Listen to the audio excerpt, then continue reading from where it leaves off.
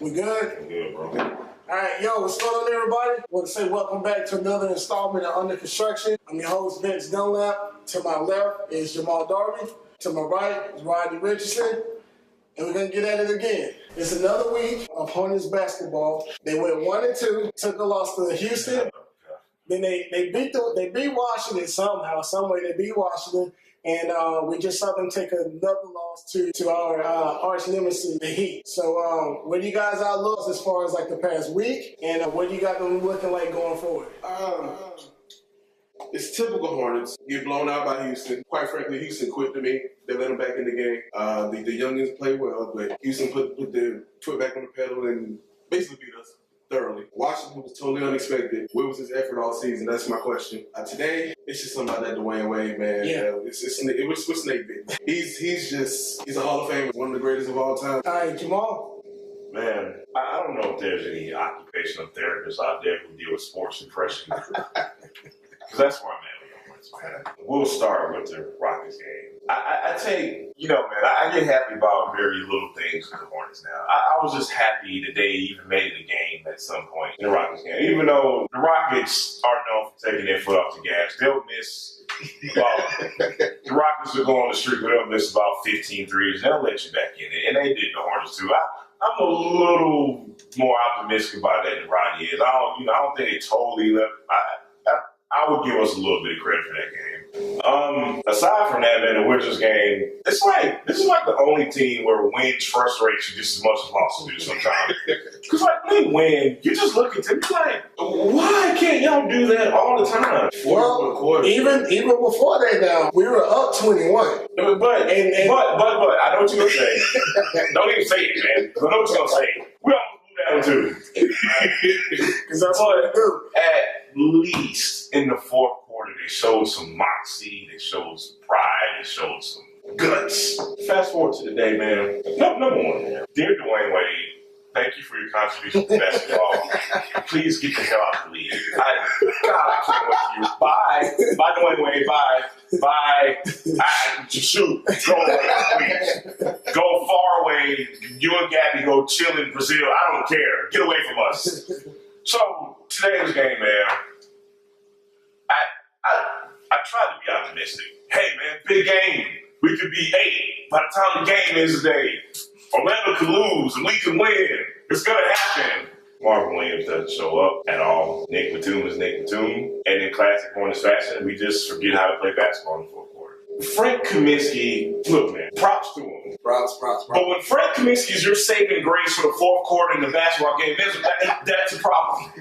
There's a problem when Frank Kaminsky is your leading scorer in the fourth quarter of the game. Reason being is because, again, man, Eric Spoelstra is a hell of a coach, man. I think he's one of the great coaches in our league. He figured out, man, you got to take him away, let everybody else beat you. Everybody else beat the Heat today. Kemba can't score through traps and double teams. I don't know anyone who can, not too many people. So here we are, once again, back in Hornets depression with an outrageous schedule coming up. So, man, when we start looking at box trash, can we talk about that soon? Let me take a second to give a shout out to Frank. I know the fan base has been very critical of Frank Kaminsky, but these last couple weeks, I don't think you can find anything to critique Frank Kaminsky on. And with the way that he's been playing these last couple weeks, do you think that JB should have probably went to him earlier? I think so. Marvin Williams has been totally inconsistent the whole season. If Frank gives you anything, he's going to at least score the ball. He's going to shoot. He's going to stretch the floor out. He's going to make the defense honest. And Frank has been a consummate pro all year, clapping up the teammates. He may make a little noise behind the scenes because he wants to play. I see the passion there. Right. And I know I was wrong for hating on, bashing on Frank, but he deserves our praise today. For the past 2-3 weeks, he's probably been the second best player on the team. He's consistent, he's showing up, and he's even giving you a little bit of defense. Look, man, I don't have too much to really say against that, man. But like you mentioned, man, consummate professional. The thing is, I I don't think anybody really knows what happened when the whole buyout situation. Because from what I heard the last time, the team didn't want to do it. Frank wanted to do it because he wanted to go somewhere and play. So again, man, that's just kind of a tricky situation. But to really get back to your question, hindsight is always 20/20, man. You know what I mean? And JB was pretty consistent as to why he didn't play Frank, and that was because of his lack of defense. Fast forward to today, I can't believe I'm saying this. He did the best job on Whiteside today. Where in the world? We must be in the universe today. Frank Kaminsky is getting credit for his defense today. You know what I mean? And I don't mean to switch gears, but I have to because it kind of relates to ties into this. Bismack Biyombo played like a Vegas, like somebody stole his lunch for that. He played like the mob threatened his life today. Somebody needs to channel the Bismack Biyombo that played for the Raptors in the playoffs that got him the contract that he has now. Because where is this guy? I got a secret for you. He's playing with better players. It matches deficiencies. With that being said, better players don't make you give better effort to get rebounds. Better players don't make you necessarily protect the rim better. Now, better players do prevent lane penetration so you don't have to work as hard. I can't give Biz that pass today, man, because he got punked by Whiteside today. He got punked by Bam Adebayo today. Not Whiteside. Forget Whiteside. This dude with Similac on his breath, this young guy, outplayed Biz. He's okay. All right. So moving on. Okay, listen. We got 13 games remaining. We just went 1-2. This week we got Philly, Minnesota, Boston, and Toronto. Talk to me. 0-4. 1-3. 0-4, 1-3. Yeah. Okay, we got 13 games. We're 2 spots out of the 8th spot. You say 0-4, you say 1-3. Your starting rotation, what do they look like? The regular starters or the youngest? Look, the regular starters are playing until they're mathematically eliminated. I don't think there's any need to really change. But let me be clear what I'm saying. There's no need to change the starting line because it's not going to matter. Let me be very clear about that. Okay? It's not because we're going to gain some advantage somewhere. No. It's just not going to matter. We have just guys. Besides, it's Michael and Tito's. You can't when you replace Tito's with more Tito's, it's going to be Tito. Okay? All right? So it's not going to matter. Tito. Okay, Marlon and Clue. Okay? So there's just no need to really kind of shuffle anything right now. The one thing, JB may want to do, depending on matchup, you may want to sit Marvin down, put Frank in, but let me be very clear again, depending on matchup, because we know Frank can't really guard those stretch fours and people who are quicker than him, and Marvin is a better defensive option. Outside of that, man, I don't see a lot to adjust. I really don't. I mean, the rotation to me has been adjusted enough. You got more Bacon. You got some Graham. Bacon's always good. Pun intended. Johnson's a starter now. Frank is playing again. I mean, how many times can you reshuffle the deck and expect something different? I mean, you just play the season out. We're not making the playoffs. Breaking news, we're not making the playoffs. Honestly, I would sit Tony Parker. Thank you for coming to Charlotte. Next year, we won't be exercising your option. Go back to San Antonio, retire, Spur. We'll let Graham play. He needs these minutes. He's our backup point guard as of next year. Honestly, I would sit MKG. Bacon needs those minutes. Bacon is a two-way player. Bacon can play. Bacon is a young guy. So that's the only things I really see that needs to be changed. Okay. Other than that. So you brought up a lot of points that kind of funnels into one constant question mark that we have had the entire season. And that question mark is whether or not Kemba Walker is a Charlotte Hornet next season. So I want you to put yourself in Kemba's shoes. You've been here for 7 years now? You've been to the playoffs twice. You've never seen the second round. You are up for a Supermax deal. If you make an All-NBA team, you qualify for a Supermax for $220 million over 5 years. However, if you choose to go elsewhere, that $220 now becomes $190. So will you leave that money on the table to go elsewhere for greener pastures, or do you stay here in Charlotte with the direction that the team is heading into right now? Honestly, if I'm Kemba, if I have any insight into Kemba, he likes to win. And damn the money, go win, man. You got Dallas out there. Dallas is interested in you. Would you pass up a chance to play with Luka and Kristaps? Come on, man. That's pretty good. All right. That's pretty good. And then you have the Panthers as an outside option, playing in the backcourt with Victor Oladipo. It's just so many options out there, man. Even if you go back home to New York, you can bring another free agent to you. And you can make that money up, advertisement and marketing and stuff like that. And granted, you have to play for James Dolan, but you can make that money up in New York. You can go play for the Nets. What you got, Jamal? I offer a counter argument to that. Everything you said makes perfect sense. But what if you're Michael and you can add a Jermaine? Wouldn't a Jermaine make it a little better? Now, we could have added Jermaine. We have a Jermaine. Well, let me ask you a question. Can Nick Batum and Malik Monk in the first round pick get you a Jermaine? Remains to be seen. And I'm glad you said it because that ties into what I was going to say. My counter question to your question is, if I'm Kemba Walker, how much faith do I have in Mitch Kupchak? Just to kind of go off what Kemba Walker has said. This came out of Kemba Walker's mouth. It's not me speculating. He actually likes it in Charlotte. He wants to change it around in Charlotte. Those are his words, not verbatim, but those are his words. He prefers to win and change it around here. He has said that. Now, again, let's go back to what I said. Mitch, what you gonna do to make that happen? What's your plan? Now, granted, during the Bobcats games, Hornets games, fans are like, plan? What the hell is the plan? We just throw it to the wall and hope it works. Whatever happens, happens. Whatever happens. But if I'm Kemba Walker, if Jamal was Kemba Walker, I walk up to him and said, what's your plan? I want to stay here. I want to make this work. Give me what you're going to do to make this attractive for me to stay here. I don't want to turn down $30 million. I want to win as well. Okay, I'll rich you off. $30 million is $30 million. But at the same time, if you're Mitch, would you offer Kemba Walker the extra $30 million? You can have a plan, but can you execute the plan? That's the question. No, that remains. Look, I say this all the time. We don't have crystal balls, man. I say it all the time. If I'm Mitch, if I'm Charlotte, I think you have to offer Kemba Walker the most amount of money that he qualifies for. You have to. And whether I know the fan base is split on whether or not Kemba Walker deserves the money, but whether you believe he deserves it for his own court play, the simple fact that he took less money to sign a contract extension to stay here, and he has played well beyond that money. In addition to that, he is the 6th highest paid player on this team. So he's going to be given legacy contracts now? So he's Kobe? You owe him. Now, the Kobe contract, that was a done contract. But the people who gave him that money aren't there anymore. Hint. But with Kemba's body of work, bitch, I was going with the Buzz family, but touche. Ooh, the irony is strong. Man, that's some scary stuff. Now, switch hats. Now you got on your NBA executive hat. You're Mitch Kupchak. Do you give him that $220? It's all dependent on where this lottery pick ends up. Somehow we're in the top 3. I give him the money. Imagine the Zion or Ja Morant with a Kimber. Right.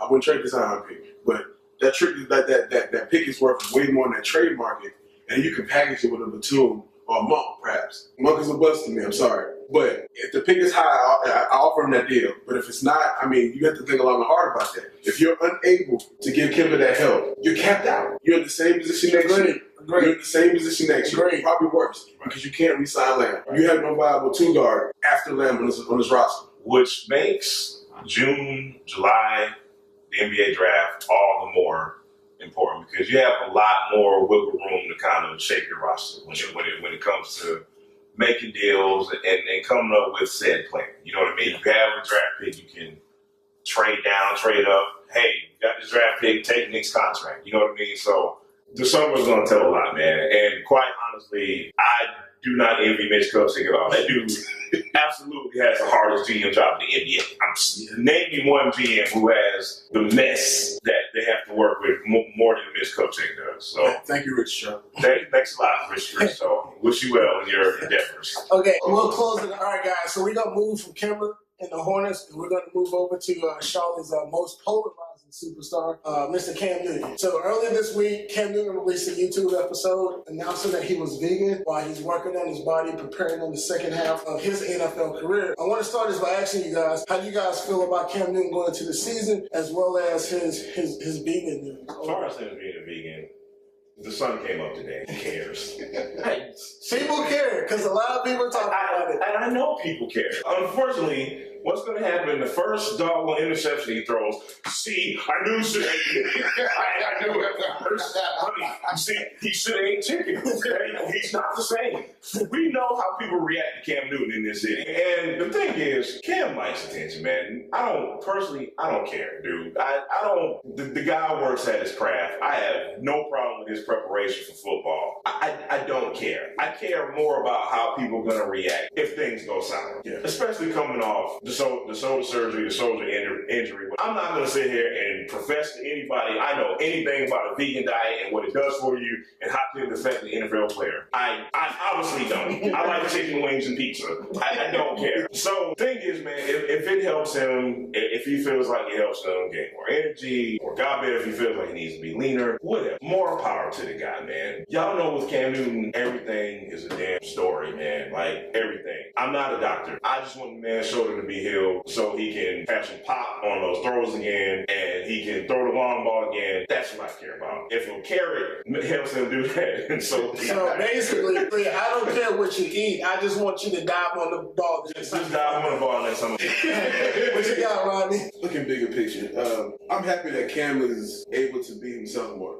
Since the new regime came in, he had a YouTube channel to chronicle his surgery. His Instagram is popping. He has created a YouTube channel. He's being himself, and I think when you're being yourself, you play better. The personality is more infectious. I can see the change in the organization since Mr. Tepper has come in. They're more charitable within the community. It's just so positive. I'm looking forward for Cam to have a great season next year. So y'all gonna love him with his next topic. Cam Newton being a quarterback, his favorite teammates are always offensive linemen because it's an offensive lineman's job to protect you. He gets paid to be a protector. One of those offensive linemen didn't do a good job of protecting himself over the weekend. So Taylor Hearn, who's an undrafted free agent out of Clemson, found himself in a drunken scuffle over the weekend. And Taylor Hearn, who is listed at 6'4", 315 pounds, was decked out by a guy half his size.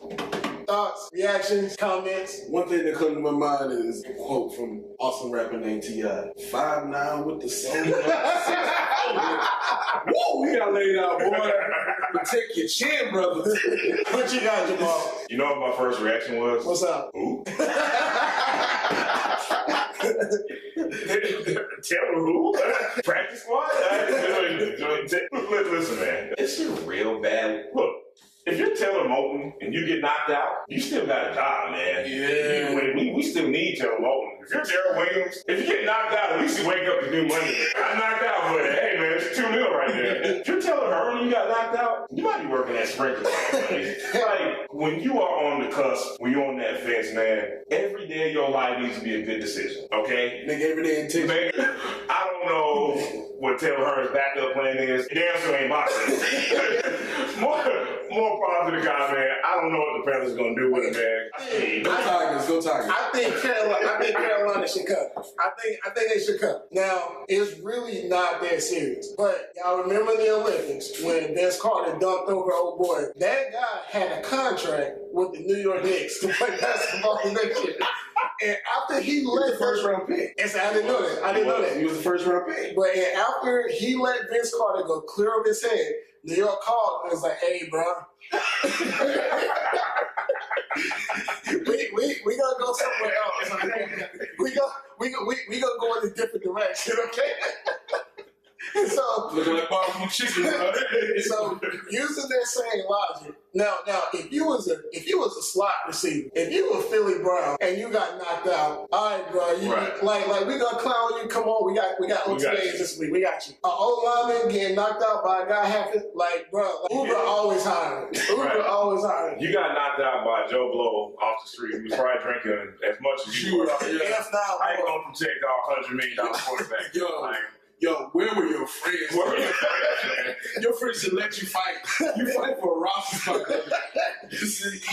You need new friends. Yo. All right, so let's keep it moving. So Cam Newton and Taylor Hearn, their boss, David Tepper, he got a lot of decisions coming up. And in the news, there's been talk of them possibly moving the training facility from North Carolina to South Carolina down in York County. And with that, the obvious conversation of, well, will the actual games, the Sunday games, follow that, what do you guys think about all of that entire conversation? And keep in mind, it's cheaper to live in South Carolina than it is in North Carolina. So there's also a lot of politics, so to speak, for lack of better words, that's involved in here. Right. So what do you guys think about all that? I am a selfish, obnoxious charlatan. I am a charlatan to the heart. 704 all day. I could care less about South Carolina. I'm sorry. I'm sorry for all South Carolina viewers. But it's not North Carolina. I know that. I know that. Carolina, man. I know that. And I want the name to be Charlotte Panthers. Look, man. As far as that decision goes in the practice facility, number one, let's be clear about something. I was glad to get a new practice facility because Jerry, I still live in the 50s, Richardson, had these dudes practicing on Garringer High School, whatever you call that downtown. Why did it take so long to get a new practice facility? I'll be fair and balanced. It is the Carolina Panthers. South Carolina should have a piece of the Panthers if we're being fair, okay? It's fine. They have big plans for that facility. Temple has mentioned that he's going to bring a lot of entertainment centered around that facility. That's the cool thing, man. It's a cool thing for Fort Mill and for South Carolina to be a part of it. If I'm being balanced, again, I'm gonna put my obnoxious Charlotte. Here's how I justify that. Every time we win, it's because of North Carolina. But when we lose, I just took it up to the other Carolina. All right? And that's how I live with it. Okay? So we can move out there. We can move out there. But if we go 2 or 3 or 4 more years without going to the playoffs, we're just blaming on South Carolina. We're just blaming on South Carolina. We're just blaming on back to Charlotte. All right, we go back to Charlotte. All right, Rodney, give me a follow-up. To me, this could be a leverage play. South Carolina is always trying to learn something from North Carolina. Tepper could be using Governor McMaster for leverage to actually get the stadium built, a new stadium built in North Carolina, where it should be. Where at in Charlotte, I don't know, or on the outskirts, I don't know. I know one thing that they may be looking for is that on-site parking, because we don't have that revenue base, which I understand. My thinking is that it's a leverage play. The stadium is old. It has good bones, but it's pretty old, and they're going to need a new stadium soon. Hey, you ever been to the Atlanta Stadium? We don't compare. We don't compare. Well, we're lagging behind. I've been there. Yeah, and I kind of co-sign up for that. If they were to move the stadium down closer to the border, it would be a longer drive for me to go down there. But personally, I believe people from Charlotte. People from Charlotte. What about people from Columbia? People from Charlotte. It would be a longer drive for Charlotte.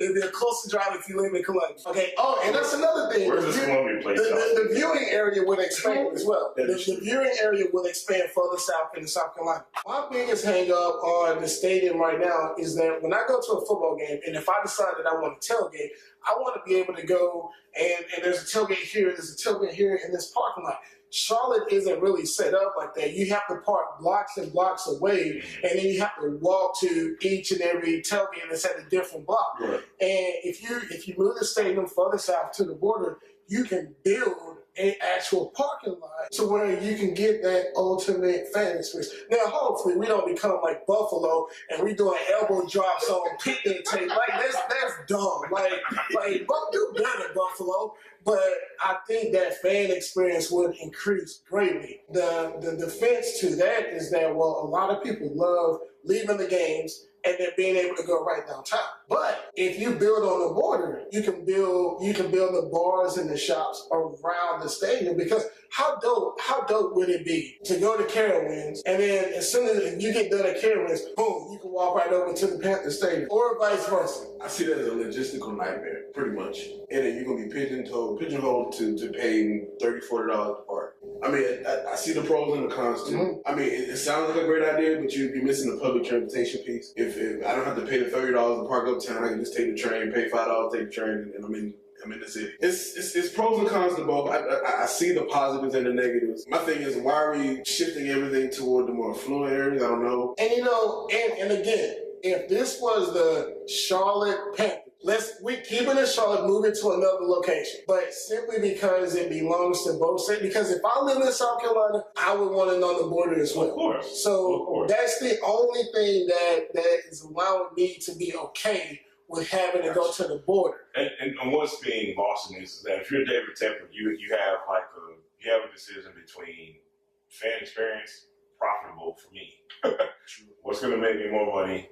Am I going to keep my fans happy? and there's a balance that you have to strike there. So that remains to be seen what Tepper's what he's gonna do in that regard. One thing's for sure, Tepper's got a lot of decisions to make. Either way, I think it'll work out for him, whether or not he stays here or whether or not he does decide to move the team. One thing's for sure, Tepper's got a lot of decisions to make. But one decision that he did make earlier in the week, West Charlotte basketball team. Go Steve! Those boys, they made it to the state finals earlier this week, and he made the decision to not only pay for their way up there, but to pay for their hotel stay as well. Personally, I don't believe he got enough press, but I definitely wanted to make that a topic to discuss today, and want to get you guys' feedback. Fellow West Charlotte alumni, let's go Lions. Unfortunately, man, we lost in the championship last night. So first and foremost, I just want to say I'm very proud to be a West Charlotte Lion. I'm proud of the WC boys for their accomplishments this season. You didn't take it home, but kudos to you. But back to the topic at hand. We love to see this from both of our professional franchises here. It's definitely not the first time franchises have been involved with CMS. Michael Jordan gave $250,000 to CMS a few years ago. Now we have Tepper who's doing this, and we need more of it. Again, coming from fellow alumni, man, I got a chance to go back to the school last week and just kind of walk around. And quite honestly, man, I looked around and things look exactly how they were since I left there 20 years ago. You know what I mean? I say all that to say, man, it's nice that someone as affluent and being who he is, David Tepper, cared about us to at least just throw us a bone. Hey guys, here's some buses, here's some hotel room. And there needs to be more of that. This needs to be the catalyst for more financial involvement, more than anything, from Hornets, from the Panthers, from whoever, to support, CMS schools who not just need like this cosmetic stuff, and I mean meaning stuff for athletics, but put more of that money into these facilities these kids need. Put more laptops in these schools. Build better structures with these schools. Like, let this be a catalyst for what these schools really need. Again, man, I couldn't be more proud to be a West Charlotte fan, and I also can't be more proud to be a Panthers fan because of stuff like this. And it goes beyond sports, man. So this is like a big deal for me. So kudos to Mr. Tepper. Check out, Riley. It was a recent study done by UNC Charlotte and a couple of big economic people stating that Charlotte was 50 out of 50 in economic mobility. Recently, there was an incident with Charlotte and Audrey Kell that basically highlights that we have two Charlottes. Yeah. That's a tragedy. That's a shame. I went to West Charlotte for 1 year. I went back to West Charlotte 2-3 years ago. Like you said, it looks exactly the same. It looks desolate sometimes inside, and nothing's been updated. I want to know, it's great that we have people like Tepper, Jordan, and the Hornets, but what can we do? I mean, I'm going to say this. You can't put a Band-Aid on a problem that needs to be fixed, needs surgery to be fixed. And so, I don't want to look too political, but say it with your chest. We need to elect officials who want to attack this and aren't scared to get dirty and muddy. The kids at Audrey Kell, they learned that behavior from home, and Audrey Kell is a more affluent school. Their parents are the ones making the hiring decisions, and that kind of goes into the economic mobility factor. If you're calling everybody N-words at home, what do you think of me when I come to the job interview? That's what I'm getting here. Here's my piece. It's great when people decide to give back. It's awesome. There's no way that you can look at that, I believe, and poke a hole in. Right. However, because we know people do. People will do it, but I don't know how. That's another discussion. But I don't believe that once you make it, whatever that qualifies you, I don't believe that once you make it, you should be obligated to give back. And the problem is, we look at a lot of successful people, no matter who you are, no matter what your background is, and we look for them we obligate them to give back. And while it's great that Tepper did what he did for West Charlotte, while it's great that Thomas Davis paid for those class rings last year, while it's great that Michael Jordan constantly gives it to CMS, they shouldn't have to. They shouldn't have to. They shouldn't have to. Right. Had Tepper not paid for those kids' transportation in their hotels, they would have had to wake up on Saturday morning and get on the Bluebird and drive all the way up to Raleigh to play that game and would have probably lost a lot worse than the way that they lost early this past weekend. Yeah. I just think that's embarrassing. And I'm hoping that somebody kind of uses this as a springboard to go to CMS, to go to the politicians here in Charlotte and say, hey, we need to do better. When it comes to high school playoffs, I feel like there should be some pool of money to where every school can just reach into it and say, hey, we got a state championship game to play. The kids need buses, the kids need food, the kids need a hotel, place to stay. And because they made it to the state championship and we're going to Raleigh, hey, let's go to NC State. Let them see what a college looks like. So once again, to echo what you guys say, kudos to David Tepper for what he's doing. But it's sad that the reality of the situation is that he even needed to do something to begin with. Totally agree. Totally agree. And there's plenty of money around the city. I'm not going to say any names of any organizations or anything like that. There is plenty of money going around in the city where, they could throw more in the pot than just the sports teams. Yeah. I'll just keep it. Moving on, but keeping it in Charlotte. The last month and a half has seen us get a lot of that money that we've been talking about for the last few days. Okay? Yeah. So, in the last month and a half, we've had the NBA All-Star Game. We've had the CIAA tournament. And depending on which side of the fence you're on, you may or may not support this, but come next month, we will be having the RNC. Yeah, I'll probably be on vacation somewhere, but the RNC will be coming sometime next month. So with the reputation that Charlotte has as, even though it's a metropolis, we're still looked at as country folk. Like, what do you guys think that says for the city of Charlotte and where it's going forward? When Charlotte hosted the NBA All-Star Game in 1991, there was not a lot of positive things said about the city, which I can understand. And we'll look like a little better than Greensboro. Yeah. Tad bit. Reading some of the reviews of the city, besides the weather, we got positive reviews, how everything was walkable and everything was close. The CIAA is always a good time. The ACC tournament was spectacular. Zion killed UNC and Florida State. I gotta bring that up, man. I don't care. Clemson lost. But it shows that Charlotte is a world-class city and is able to host these events effectively. We successfully hosted the DNC. Now, unfortunately, or fortunately, whatever side of the aisle you're on, we're hosting the RNC. And this gives us a chance to kind of recruit more companies and stuff like that. And I see this as a real positive. I agree, man. I can't say much different than what you said. Just kind of, I'll date back to the same All-Star Game in 1991. And coming from someone who's lived here since then and even before that. Again, man, we are a sports culture kind of group here, and I hate to get political, but I have to get political with this particular topic. No matter what side of the fence you fall on with elected officials here in Charlotte, I think you gotta give those people props. Without them, without the institution in place, Charlotte would still be what they were in 1991. Maybe.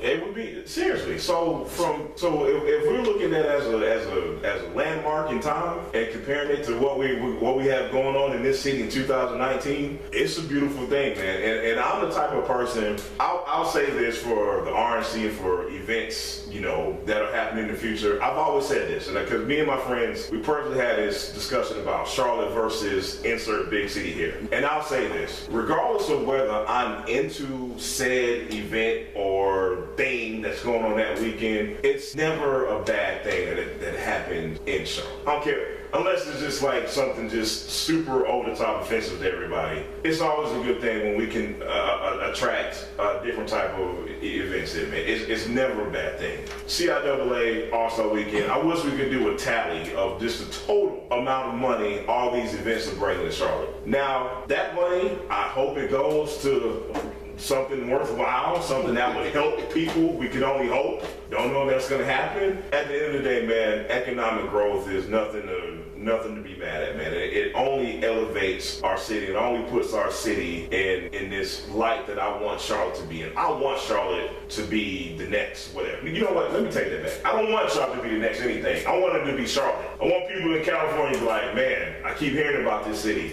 Let me go check it out. That's what I want Charlotte to be ultimately. Even if it's stuff that I'm not into. It doesn't really matter to me. Now, you're gonna throw a loop out there. Gonna throw a loop. Yeah. With everything, I agree with everything that you said. Would you think that moving the stadium down to the border, do you think that would take away from the Absolutely. group? You think it would? Absolutely. Because here's the truth about the Panthers being in Charlotte as it is. You look on TV and you hear like NFL personalities talk about the Panthers. Down there in Carolina, no, man. Stay down there in Charlotte. I want that identity.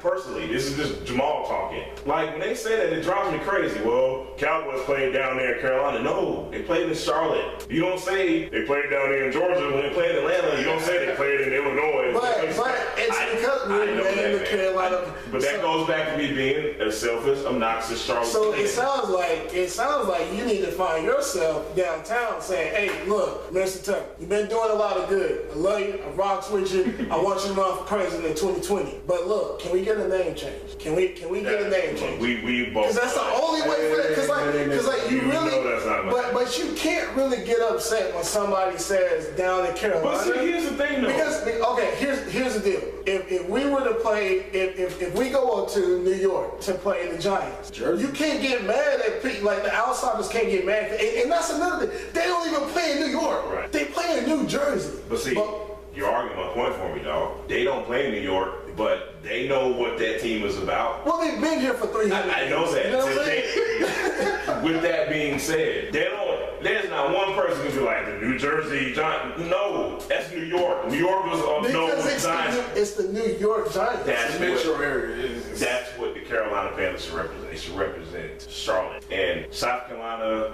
and all these other little areas of Fort Mill. They're the Tito's of this. Okay? Like, can you imagine? Charlotte is the Michael of this region. Can you imagine like you watch a game now? They show the Charlotte skyline. Right. Move down to Fort Mill. We can show Carolina. I'd be so disappointed, man. And to add to that, the ACC tournament, which we just hosted.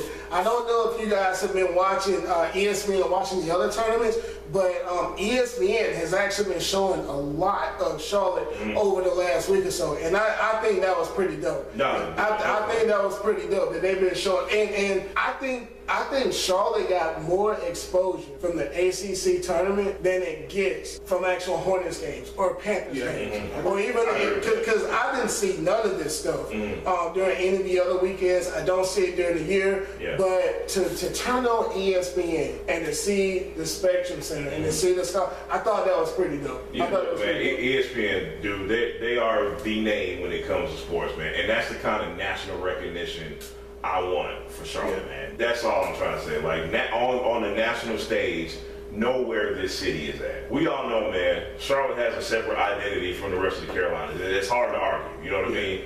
It's a fine line between Charlotte and Columbia, South Carolina. We know that. And we deserve that recognition, man. So, some people in South Carolina. Hey, Temple, we need to be the Charlotte Panthers. We need to be the Charlotte Panthers. And This is North Carolina Panthers. look, That would flow better. That would flow North better. Carolina Panthers. and I'm gonna say one more But thing. then I don't want to fight Raleigh. I'm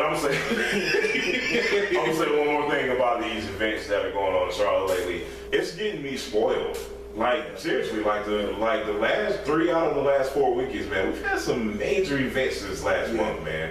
And I'm getting used to this, dude. Like, I want more of this, because when we get more stuff like this is more money for everybody. This is more recognition for everybody. This is more opportunity for everybody in this town, man. Everybody can stand to learn something from Charlotte's growth and kind of apply it to their own growth, man. So, yeah. You got to follow up? Bring MLB to Charlotte. All right, closing remarks. Bring the Oakland A's to Charlotte in particular. I want to send a shout out to Raycom Sports. Your final broadcast was last night. If you grew up in the South, you watch Raycom, kudos to you, salute, and sad to see you go. Most definitely. My final shout out would be to Brian Latimer. Before 3 days ago, I didn't know that professional fishing was a thing. But apparently Brian Latimer is from the other Carolina. Okay. And he won the fishing tournament that happened last week. So just want to say congratulations to the Carolina native and good luck with everything else going forward. My final shout out, again, West Charlotte Lions, man, couldn't be more proud. Dub C all the way. All right, appreciate it, y'all. This is the Under Construction Crew. Till next time. Peace. Peace.